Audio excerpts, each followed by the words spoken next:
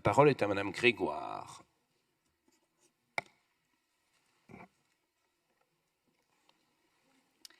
Monsieur le Président, mes chers collègues, je saisis l'occasion de ce rapport sur l'agriculture de demain pour vous parler d'un sujet qui me touche particulièrement, car c'est mon activité, celui de l'élevage. Être éleveur, c'est la possibilité de façonner notre paysage grâce à une symbiose avec le monde animal. Sans élevage, dans notre région Centre-Val de Loire, une partie de notre agriculture disparaît dans les zones intermédiaires et ces parcelles deviendraient des friches. Nous avons sur notre exploitation 2 troupes ovines, une conventionnelle et une en bio. Pourquoi avons-nous fait cela? Pour concilier l'élevage avec des exploitations céréalières. Il ne s'agit pas d'opposer des modèles, car au contraire, le pâturage peut aussi être un atout pour les grandes cultures, qu'elles soient en bio ou en conventionnel. En effet, lorsque l'on pâture des couverts ou des cultures intermédiaires, on diminue l'apport d'azote grâce aux déjections de nos animaux qui restituent immédiatement ce qu'ils ont mangé. Mais il n'y a pas que cela. Il allège les travaux mécaniques à effectuer avant les semis, enrichit les sols grâce à la prolifération de petits champignons qui contribuent au bon fonctionnement du sol. Si tout le monde reste avec des dogmes, nous n'avancerons jamais.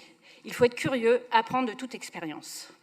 D'ailleurs, dernièrement, la Chambre d'agriculture du Loir-et-Cher s'est intéressée à une exploitation de Saint-Claude-du-Diray qui mixte les cultures non-labour avec un élevage ovin. C'est une exploitation de 260 hectares qui est passée de 100 000 m3 d'eau en 1998 et qui est descendue à 10 000 m3 d'eau à ce jour. En ne labourant plus depuis 1998, en ajoutant pendant plusieurs années du compost, en intégrant depuis 2010 une troupe ovine avec une longue rotation de cultures et de cultures intermédiaires.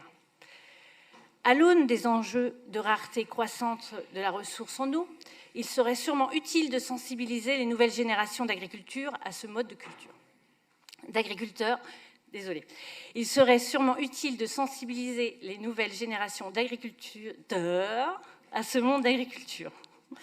Comme l'a dit Emmanuel Gérard, créer une connexion entre le monde de l'élevage et le monde céréalier est vertueux.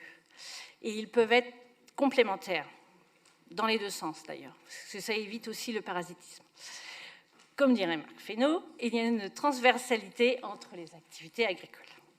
Pour finir, je veux évoquer la jeunesse, car nous connaissons tous le double enjeu d'accélération de la transition écologique et celui du renouvellement des générations. L'enjeu de la formation et de la promotion des modèles professionnels attractifs, car en phase avec les aspirations nouvelles, est donc décisif. La place de la polyculture élevage et de ses variantes doit donc être renforcée dans nos maquettes éducatives.